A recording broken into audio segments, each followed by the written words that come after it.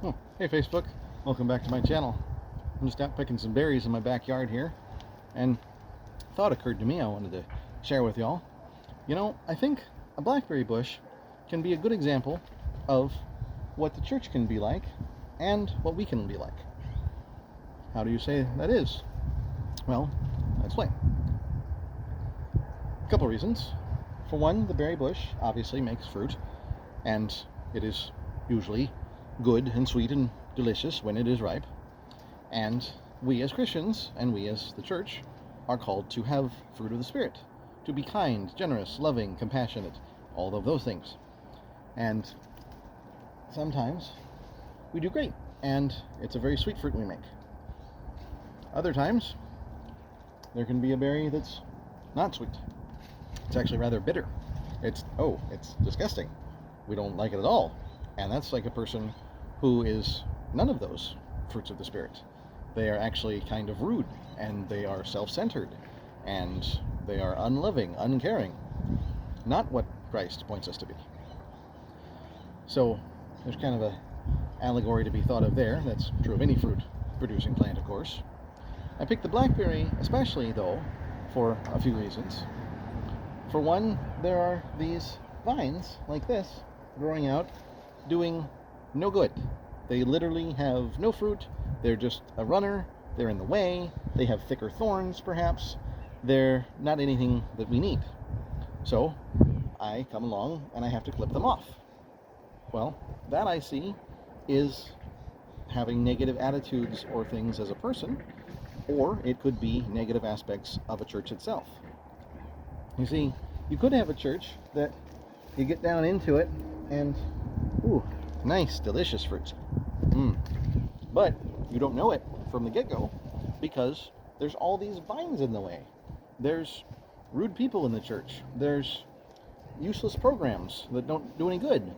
There's protesters, maybe. Or there's a unloving head of the church that's driving people away.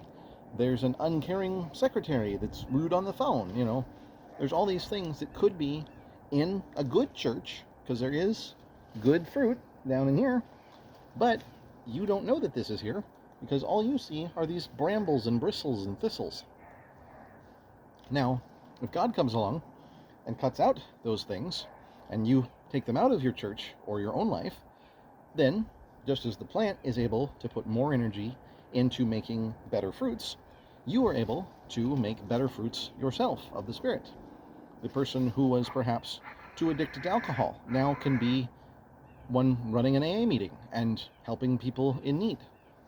Maybe the man who dealt with some greed and got help getting that out of his life is now turns and becomes more generous. There also could be things in the church itself that, well, there's these programs or there's these things that we've been doing that are good, but they don't help the community. They are very much a church that is self-centered and producing good fruit down in the center here, but not out to the community.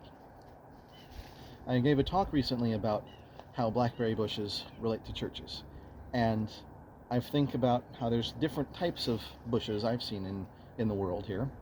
One is a bush like my own in the yard here, and boy, it is very sticky. It can be helpful to me, the homeowner, and I can deal with it myself. So that is a church that is good for its own people, but it is not doing anything in the community around it. Nobody else is gaining from it than who's already there. Then you have a berry bush that is like the ones that you find at Home Depot or such. They are going to be planted, so that's like a church plant, or plant a church, however you say that. Those kinds of churches are designed with a purpose.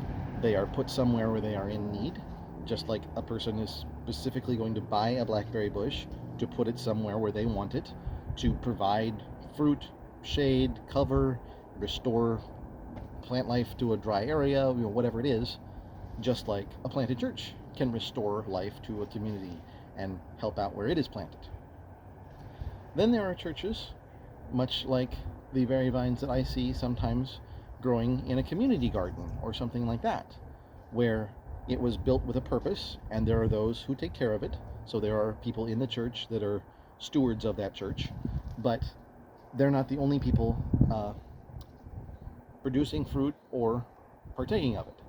So in a community garden, you of course have people who plant the garden and take care of it, but other people can come and they can help out, or they can just get the fruit and enjoy it and be helped in whatever struggles they're facing. Which I think that's really how a church should be, like a community garden. There should be people who are, of course, taking care of it and making sure it happens and is healthy and thriving.